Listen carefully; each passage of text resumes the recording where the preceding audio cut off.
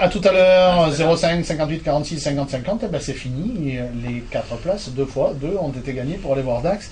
Demain, tout le monde l'espère, s'imposer face à Albi et assurer son maintien en Pro D2. Sandra de Saubion, qu'on salue, Yves de Dax, qu'on salue également, ont gagné chacun 2 places pour aller à Boyau demain. Invité de cette émission, Jean-Robert Cazot, le président du Stade Montois, il est avec nous depuis le début. On va parler du Stade Montois. Le Stade Montois vit et mort en top 14, renaissance et prospérité en Pro D2, c'est le résumé brut de la situation. Jean-Robert, quel bilan sportif, quel bilan économique, ça va bien, DNACG vous fout la paix, tout va bien. Hein. Vous avez fait le chèque, tout est propre. On va dire que oui, tout à fait. Pas depuis le début de la saison, on l'a annoncé donc. Je cherche pas les années, je vous demande. Non, mais tout va bien. Le bilan, si on parle du bilan financier pour cette année, ça sera un bilan positif. Voilà pour le club de Mont-de-Marsan, et c'est vrai qu'il n'y aura pas beaucoup de clubs en top 14 qui sortiront en bilan positif. On est peut-être le dernier, mais on n'en est pas moins bon gestionnaire. Juste un truc, vous comptiez quand même sur un peu plus de public. Au départ, on en avait discuté avec Alain Castagnier qui nous accompagne, le directoire, avec Stéphane Mété. C'était un peu plus important, donc un peu plus de recettes quand même. Oui, ça a manqué ça. On est un petit peu déçus. C'était parti sur des bonnes bases au début de la saison, mais après je crois que c'est compliqué. On n'a pas bénéficié comme d'un temps excellent, et c'est vrai que notre équipe, n'ayant pas les résultats sportifs, c'est dur de malgré les très belles affiches qu'il y a eu à Mont-de-Marsan, voilà, on est un petit peu déçus de la fréquentation, mais peut-être qu'il faudra aussi que nous on soit plus percutants pour amener encore plus de monde au stade. En même temps, moi qui suis un râleur impénitent et un pénitent râleur, quand il y a Toulouse, quand il y a Perpignan, quand Grenoble, quand Clermont-Ferrand, quand Toulon vient jouer, si tu aimes le rugby, tu vas au stade, mon poulet. Hein. Ou alors, c'est vraiment que tu es sec au niveau des finances, et là, on peut comprendre que tu es malade et que tu es à l'hôpital. Parce que même si le stade joue pas bien, tu viens voir des équipes qui font rêver. Oui, mais d'un autre côté, je pense qu'on a aussi un équipement au stade qui ne permet pas d'accueillir le public dans des conditions satisfaisantes, notamment quand il fait mauvais temps. Couverture de la petite tribune, on en avait parlé, vous l'aviez dit. Je ne dirais pas que c'est la couverture de la petite tribune, mais une tribune couverte supplémentaire. On le voit dans tous les stades. Aujourd'hui, les conditions d'accueil, à part notre grande tribune qui est parfaite, voilà, il nous manque du potentiel. Ça va être en fait la couverture d'une tribune ou de la petite tribune. Ça fait partie des projets d'investissement dans le stade, des projets. Là, pour la saison prochaine. Ah non, 5 ans, d'accord. Bon, oui, je t'en prie, Gérard, j'allais vous lancer les affaires. Quand vous parlez économie, j'aimerais poser une question au président. Les recettes en Pro D2 sont assez nettement inférieures, on le sait, au top 14. Sur quel poste budgétaire prévoyez-vous des économies, donc à partir de là? Globalement, le budget, entre un budget de top 14 et un budget de Pro D2 pour ce qui concerne Mont-de-Marsan, va subir une baisse d'environ 2 millions d'euros. Voilà. Donc les budgets d'économie, le premier budget sensible, c'est le budget masse salariale, bien évidemment. On n'a pas les mêmes joueurs ni les mêmes salaires en top 14 qu'en Pro D2.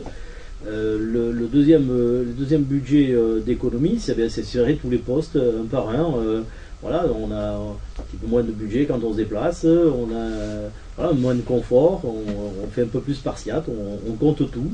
En même temps, c'est sûr que l'équilibre est plus difficile à faire en Pro D2 qu'en top 14. On va passer aux sportifs. De l'avis général des observateurs, le groupe cette année est groupe sportif. L'équipe était plus étoffée, plus constituée que celle qu'avait à disposition Marc Bermazo quand l'équipe est montée en top 14 la première fois. Le bilan sec est inférieur à celui d'il y a 4 ans. Hein, si on rentre dans le détail, top 14 2008-2009, 29 points, 5 victoires, 1 nul, 7 bonus défensifs. 2012-2013, on est à 15 points, 2 victoires, 6 bonus défensifs, 1 bonus offensif. Je ne vais pas rentrer dans le détail. Auch, quand ils sont descendus de top 14, était à 19 points, Toulon aussi en 2006. Comment vous expliquer, alors qu'il y a un groupe qui est plus constitué, qui est en valeur absolue et d'une meilleure qualité, qui n'ait pas eu la maille, l'étincelle, alors que le maintien se jouait peut-être, on le voit, hein, à 7, 8 victoires, et ça, on l'a dit assez vite, hein, on l'a compris assez vite. C'est l'effet Dantin, erreur de casting? Non. Comment non? D'abord, en 4 ans, le niveau du top 14 s'est aussi largement réévalué. Donc on a des équipes, un haut de tableau qui qui est très très dense et qui est très forte. Ce sont des équipes qui sont largement surdimensionnées par rapport à nos moyens. Puis après, on a une deuxième partie de tableau où c'est plus accessible. Je pense que ce que l'on a vu cette année, c'est quand même un groupe de joueurs et un club de Mont-de-Marsan qui a accroché toutes les équipes. Donc, certes, on n'a pas les points, on n'a pas les victoires. On peut s'en expliquer quelques-unes. On n'a pas accroché tout le monde. On a accroché la plupart des équipes. Je sais qu'on les aime ici à France Gascogne, comme on aime les on a accroché la plupart des équipes. Les 3 matchs qui sont complètement... Il y a un match à la rue, c'est à Grenoble, où il y a Rafale. Oui. Et il y a 3 matchs qui étaient prenables à la maison. Jean-Robert, on est sérieux. Non. Et Bordeaux à Jeune Stade Français. On a accroché toutes les équipes supérieures aux nôtres et on n'a pas su prendre les points quand il fallait sur des équipes à notre portée. C'est vrai, c'est ce qui fait un petit peu l'écart cette année et puis la déception, parce que c'est sûr que ces matchs-là, on doit les prendre, on a les moyens de les prendre. Bon, voilà, ça vous fait pas râler? À 8 matchs, on se maintenait?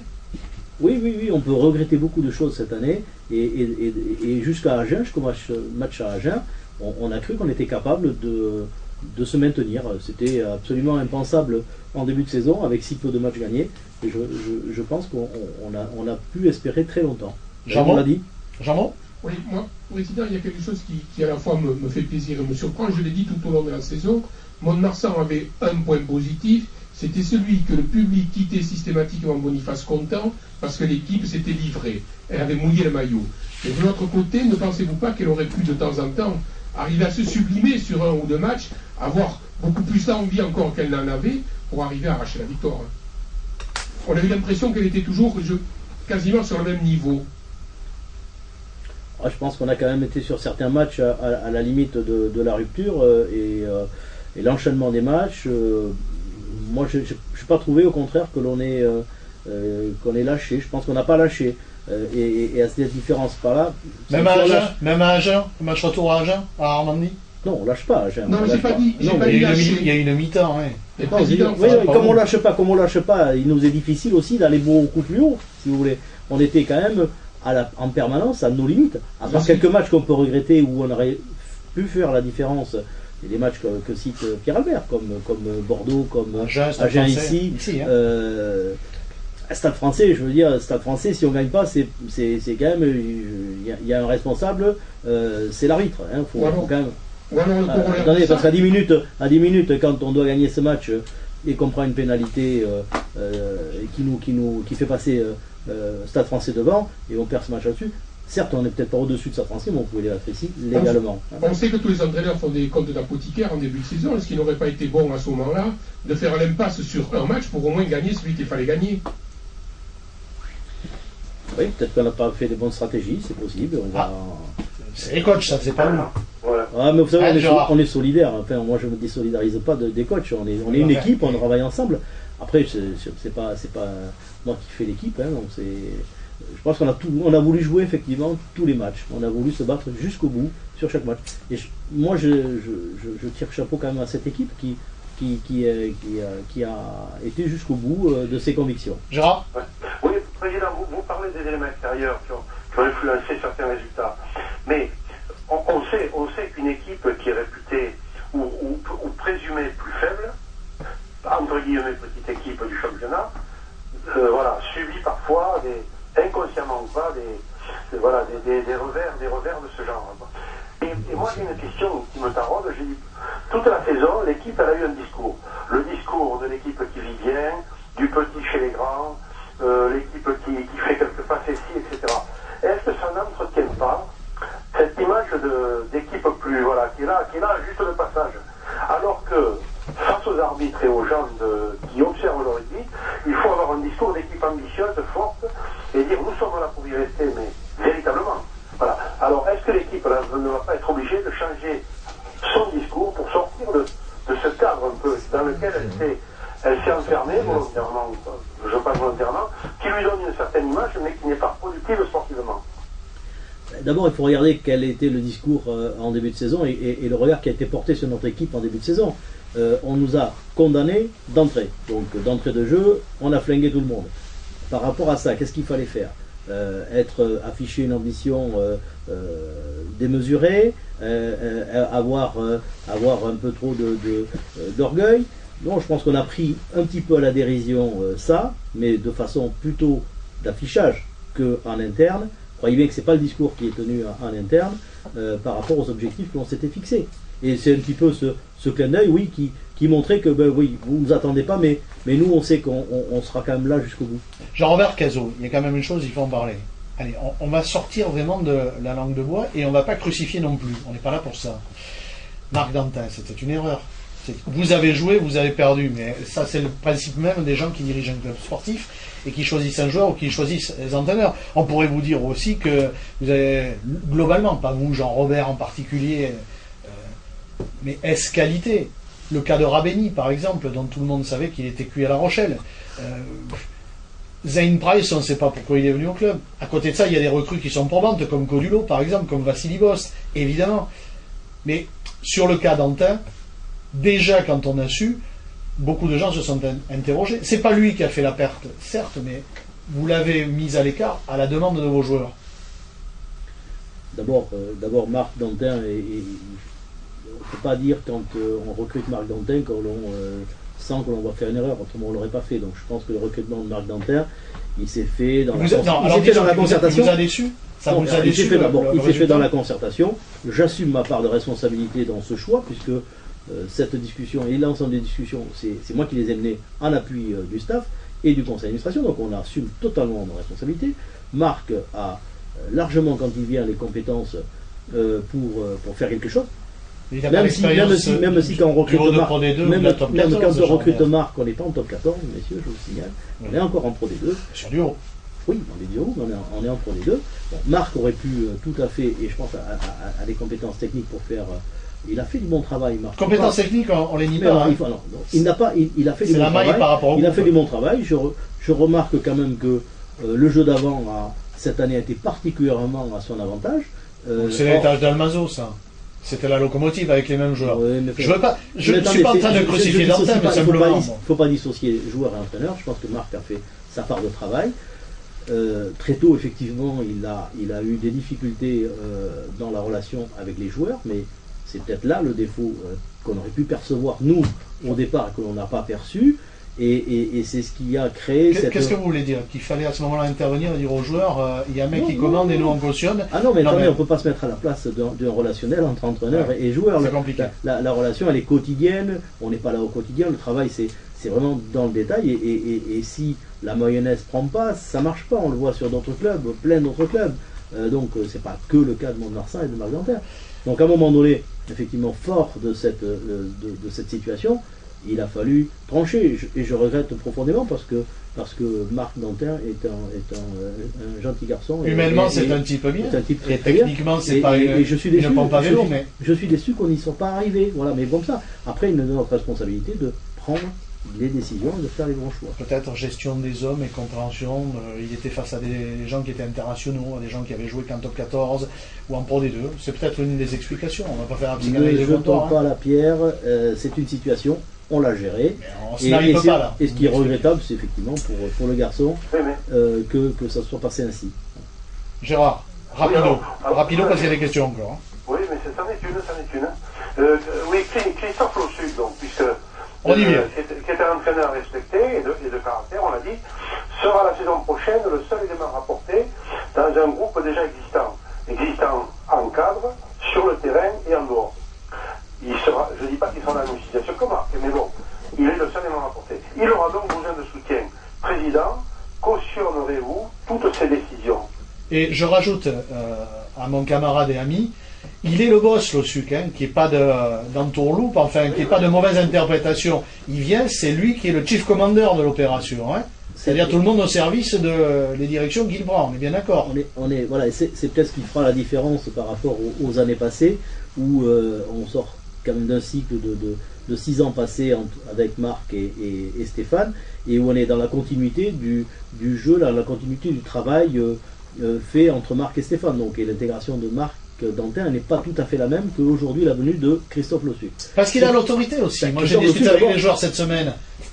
Les joueurs de haut niveau, demi de mêlée, casse-piouille comme on les connaît, quoi.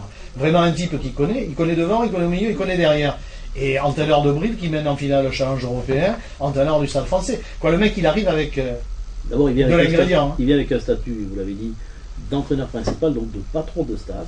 Et l'équipe qu'il aura autour de lui est faite effectivement de gens qui sont déjà au club, mais peu importe, les compétences, il faut les assembler, les additionner. Patrick Millet, qui est là pour 3 ans. Patrick Millet, qui est donc Enfin, de toute façon, qui a un travail, lui, de préparateur physique reconnu, qui est un élément fort du groupe et de l'expérience, et qui transmettra justement cette expérience, ce savoir du groupe et du club.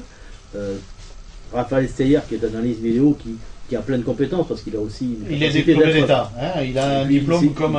Il aide aussi à la préparation physique, il est un peu multicarte, Raph, et donc il a ses compétences. Donc. Et après, effectivement, la discussion porte aujourd'hui sur le complément qui va être fait.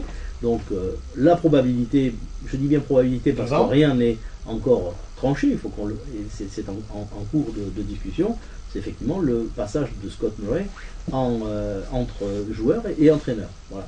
Donc, c'est ça va être fait.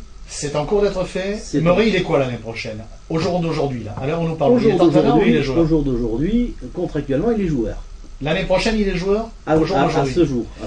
Yannick Agrèche devient entraîneur des avants? Non. Vous parlez de solution Scott Murray, aujourd'hui, vous me posez une question sur l'état actuel de la situation. Il est contractuellement encore là avec nous l'année prochaine. Il a signé pour 2 ans jusqu'en juin 2014. Ça veut dire que pour nous, l'année prochaine, Scott est entraîneur des avants. D'accord, c'est clair. Mais ce n'est pas encore. Là, la probabilité, c'est qu'on est en train de définir l'exactitude de son poste. Il ne sera qu'entraîneur. Il ne sera qu'entraîneur. Donc il faut un deuxième ligne jumper. Déjà, oui, il n'aura plus le double casquette d'entraîneur-joueur. Vous savez que, comme nous tous, les modifications qui interviennent à partir du prochain championnat sur la mêlée, et sur la liaison, et sur les conséquences sur l'impact, j'ai discuté avec plein de mecs qui sont devant, hein, que ce soit Urios, Ibanez, Dalmazo et d'autres, des spécialistes. Ils disent qu'il va falloir vraiment un spécialiste de la première ligne, que c'est obligé, que la modification, elle ne va pas nuire à la mêlée, Thomas Liévremont le disait encore dimanche, mais au contraire qu'elle va accentuer le travail spécifique à pilier droit, pilier gauche, talon et même deuxième ligne. Là, Scott Murray, je ne lui fais pas insulte, il est deuxième ligne, il n'a pas la connaissance qu'un talon peut avoir. Donc vous puisez chez Yannick Agrèche ou Guillaume Leleu. Pourquoi vous dites talon? Peut-être un pilier. Ou un pilier. mais on est d'accord. Je parle d'un gros de la première. Hein. Ça rejoint de toute façon une idée que l'on a, non pas là, dans la circonstance actuelle, mais depuis plusieurs mois. Et donc, compte tenu effectivement de la personnalité et du positionnement de Scott, qui n'est pas spécialiste de la mêlée, on a de toute façon envisagé effectivement un complément mêlée, comme, et vous le dites injustement, beaucoup de clubs vont... Tout le monde va en avoir, hein. Va faire. C'est obligatoire, en fait, c'est obligatoire. Et on voit aujourd'hui arriver sur le marché pas mal de spécialistes de la mêlée qui se proposent donc pour faire du complément donc, sous forme d'atelier, sous forme de travail spécifique mêlé. Oui, mais vous m'avez dit, je lève un voile sur notre intimité, Jean-Robert, que vous penchiez vers une solution interne. Alors on regarde toutes les solutions et d'abord en privilégiant bien évidemment les solutions internes. Il y a des candidats, il y a des gens très performants. Je ne dirais pas ce que je n'ai pas... Vous avez discuté avec Christophe Lossuc déjà de ça? Non, mais on a des contacts, on a des sollicitations, des contacts, et comme le cas de Scott, on n'a pas encore tranché.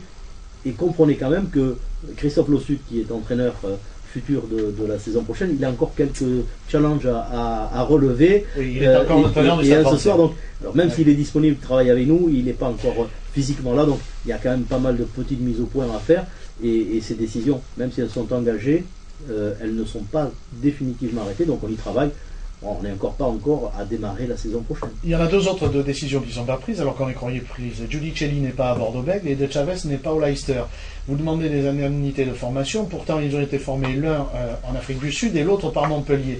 Les indemnités sur l'année de formation que vous leur avez donnée ici est fixée au prorata du temps passé. Donc qu'est-ce qu'ils font ces deux-là? Non mais d'abord... De Chavez, ils le veulent au Tiger parce que j'ai discuté avec un de mes confrères de Sky TV, la chaîne de télévision anglaise qui suit le rugby, et ils me disent il est dans l'œil des sélectionneurs anglais parce qu'il a double nationalité, sud-africaine et anglaise, pour la sélection anglaise des moins de 21. Vous pouvez les garder? Vous pouvez garder les deux? Bien sûr, et on espère bien les garder les deux. Pourquoi? Parce que ces deux garçons, d'abord on les a fait éclore à Mont-de-Marsan, parce que cette année de formation, s'ils ont eu la chance de jouer, c'est bien parce qu'ils étaient à Mont-de-Marsan, et notamment pour Mathieu. Donc notre volonté à nous, c'est de les garder. On a le droit de prolonger nos contrats, on a le droit de faire des propositions. ce qui se passe... Mais là, vous les bloquez. Non, mais je ne proposez veux pas. pas dire. On a, Si. par leur statut de joueur espoir, on a une priorité club qui a sous contrat espoir ces joueurs de leur proposer un contrat professionnel. Nous l'avons fait dans le plus strict respect des règles. Ce contrat, donc nous souhaitons maintenant le mettre à effet. Que par ailleurs ils prennent des contacts avec d'autres clubs, ça ne peut passer que par d'abord la priorité d'être en accord avec nous. C'est pas fait? Oui, mais Jean-Mon, je suis Non, désolé. c'est pas fait. Je suis désolé. Vas-y, vite, alors on est à 55 et il faut rendre à 57, mon poulet. Ouais, juste l'an dernier, quand vous étiez en top 14, vous n'aviez pas eu le temps de faire le recrutement. Non, ils étaient en Pro D2 l'année dernière. Pour monter en top 14, vous n'aviez pas eu trop le temps de faire le recrutement. Cette année, vous connaissiez votre position, vous aviez largement le temps de le faire. C'est surprenant que vous n'ayez pas pu, pendant le cours de l'année, verrouiller certaines choses, comme par exemple de Chavez, Buccelli ou d'autres. Attendez, d'abord ça fait plusieurs semaines que les choses sont déjà enclenchées et il y a dans le cas notamment de ces joueurs-là un délai à respecter pour ces propositions. On est parfaitement dans les délais. Je ne vais pas rentrer dans le détail, mais quand on parle de recrutement aujourd'hui, notre effectif de l'année prochaine sera de 32 joueurs. On a déjà 24 contrats qui ont été re-signés et prioritairement tous des contrats de joueurs qui étaient dans le club. Donc on a quand même pris du temps pour travailler à la prolongation et à la saison prochaine. Sylvain Mirande qui joue à Dax, il est monté à la saison prochaine. Aujourd'hui, C'est fait. les contrats ne sont... Il n'y a rien de définitif dans les renouvellements, dans les recrutements extérieurs. Donc les discussions sont en cours sur un certain nombre de joueurs. Et donc là, ça se décantera, je pense, dans les 8-10 prochains jours. Jean-Robert Cazot, ça ira toujours trop vite, hein, le temps. Ben oui, il en manque toujours. Merci d'avoir été avec nous en tout cas. Vous passez à la commission de discipline le 2 mai, mais ils vont pas être méchants. Vous avez un peu râlé contre l'arbitre, vous n'aviez pas tort non plus.